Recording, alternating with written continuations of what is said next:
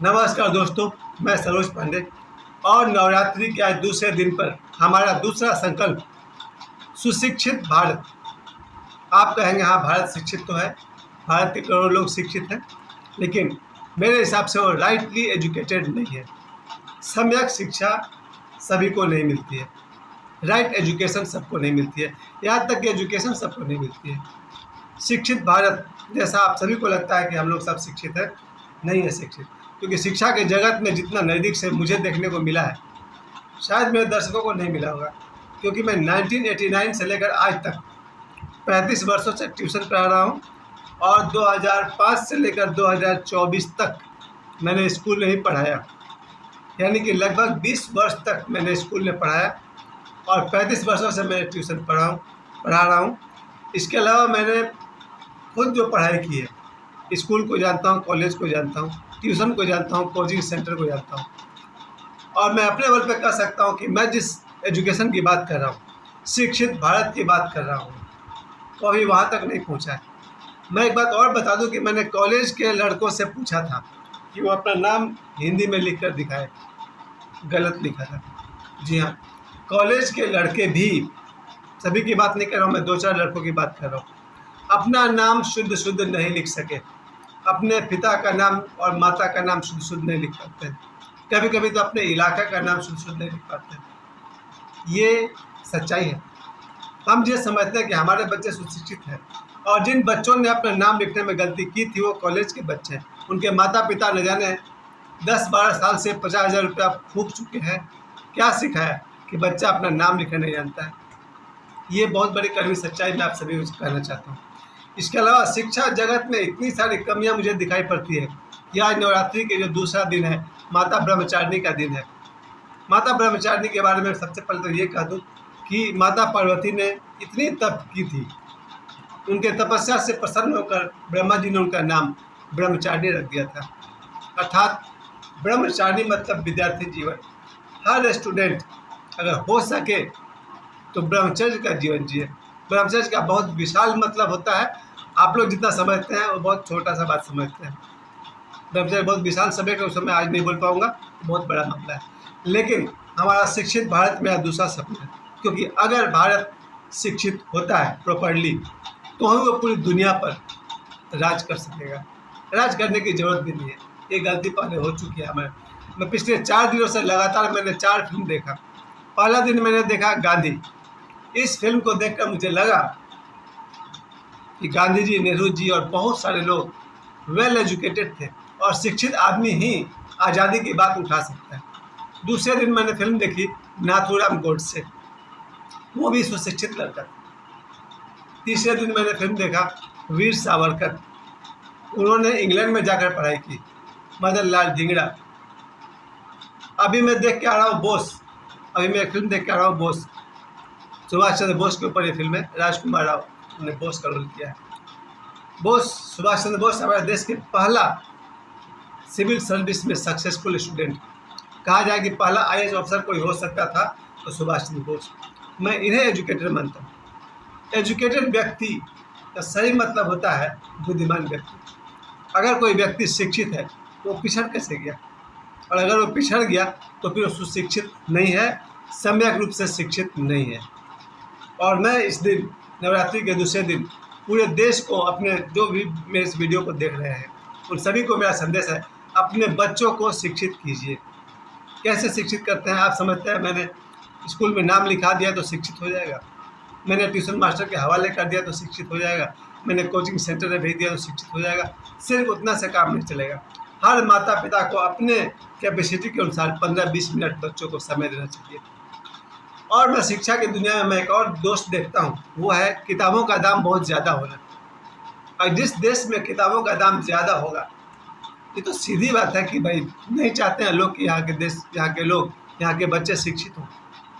मेरे हिसाब से अनाज, पानी और पुस्तक, इसका दाम या तो कम होना चाहिए या मुफ्त होना चाहिए। जैसे सरकार ने चावल राशन मुफ्त किया, पानी भी लगभग हर जगह मुफ्त है, यहाँ तक कि बिजली भी कई राज्यों में मुफ्त है, फिर पुस्तक क्यों नहीं? सरकारी स्कूलों में किताब भी मुफ्त में मिल जाती है, क्लास 8, 9, 10 तक मिल जाती है। लेकिन सरकारी स्कूल में अगर 20% 25% बच्चे जाते हैं तो 75% बच्चे प्राइवेट स्कूल में जाते हैं। 25% बच्चे जो सरकारी स्कूल में जाते हैं उन्हें तो मुफ्त किताब मिल जाती है, लेकिन 75% जो बच्चे प्राइवेट स्कूल में जाते हैं उन किताबों का ज़रा दाम तो देखिए साहब। मैं चौंक जाता हूँ। स्टैंडर्ड 1, 2, 3 नर्सरी की किताबों का दाम 200 रुपये, एक किताब का दाम 200 रुपये। यानी लोग चाहते क्या है कि हमारे बच्चे शिक्षित ना हो। भारत उतना संपन्न देश नहीं है। यहाँ के गार्जियन कहते हैं ना, अपना पेट काट कर बच्चों को पढ़ाते हैं, और जो गार्जियन अपना पेट काट कर बच्चों को पढ़ा रहा है, न ठीक से भोजन करता है, न ठीक से कपड़े पहनता है, उनके बच्चों को अगर सही शिक्षा नहीं मिले, इसके लिए जिम्मेवार कौन होगा। इसलिए मैं चाहता हूँ नवरात्रि के इस अवसर पर सबसे पहले तो मैं सभी गार्जियंस को सचेत करना चाहता हूँ। अपने बच्चों के पढ़ाई को चेक करते रहिए, उसके डायरी को चेक करिए, उसके होमवर्क को चेक कीजिए, उसके स्कूल के पढ़ाई को चेक कीजिए, उसके एक्टिविटी को चेक कीजिए। और आपको कितना समय लगेगा? 15 मिनट। अगर हर माता पिता अपने बच्चों को 15 मिनट दे तो उनके बच्चे का शिक्षा में सुधार हो सकता है। दूसरी जिम्मेवारी है शिक्षकों की। शिक्षकों को उनका मुख्य काम है पढ़ाना, लेकिन मैं एक और विडंबना की बात आपको बता दूँ। मैंने जीवन में 4 बार शिक्षक की नौकरी छोड़ी। कारण कि बच्चे ने टिफिन नहीं किया। गार्जियन को बड़ा ऐतराज़ होता है कि भाई मेरे बच्चे ने टिफिन नहीं किया। एक बार मुझसे ये बात पूछी गई थी कि आप स्कूल में क्या करते हैं, बच्चा टिफिन नहीं कर रहा। आश्चर्य है, शिक्षक पढ़ाने के लिए है। आपका बच्चा टिफिन कर रहा है या नहीं कर रहा, इसके लिए शिक्षक जिम्मेवार। जी हाँ, मैं 4 स्कूल को बदल चुका हूँ। मैंने उसमें वही चीज़ देखा। गार्जियंस आते हैं, बैग खोलते हैं, बच्चे का टिफिन चेक करते हैं। अरे मेरा बच्चा तो टिफिन नहीं किया। आपके टीचर लोग क्या करते हैं? भाई साहब, अपने बच्चे का पढ़ाई चेक करते हैं, उसका दिमाग चेक करिए। बच्चा टिफिन क्यों नहीं किया, एक बहुत लंबा मामला है, इस पर मैं किसी और वीडियो में बात करूँगा। लेकिन जिस शिक्षक को गार्जियन अपमानित कर रहा है, जिस शिक्षक को स्कूल का प्रिंसिपल और ऑनर अपमानित कर रहा है क्योंकि बच्चे ने टिफिन नहीं किया, वो शिक्षक बच्चों को क्या पढ़ा सकेगा। शिक्षक को जो उसकी ऊंचाई है उसे फिर से पानी होगी। बहुत मुश्किल मामला है। देश शिक्षित तब होगा जब यहाँ के शिक्षक का सम्मान राष्ट्रपति और प्रधानमंत्री के बराबर होगा। ठीक है, राष्ट्रपति, प्रधानमंत्री, मुख्यमंत्री, पार्षद तो क्या, इस देश में अगर सबसे कम रिस्पेक्ट किसी को मिलता है तो शिक्षक को, दिखावे का रिस्पेक्ट। मुझे याद है जब मैं टीचर था, जब मैं स्कूल में गया तो गार्जियन से लेकर प्रिंसिपल तक शिक्षक को कोई प्रॉपर रिस्पेक्ट नहीं करते, खास करके प्राइवेट टीचर्स को। ट्यूशन पढ़ाने की दुनिया में गया, ट्यूशन में भी वही हाल था। गार्जियंस शिक्षक को समझते नहीं कि ये आदमी आपके बच्चों को पढ़ाएगा। और जहाँ शिक्षक का सम्मान नहीं, पैसे के नाम पर थोड़े से पैसे। शायद हमारे समाज का हर वर्ग, मैं प्राइवेट टीचर की बात कर रहा हूँ, मोची, सब्जी वाला, दुकानदार, हर आदमी में सबसे कम कोई कमाता है टीचर।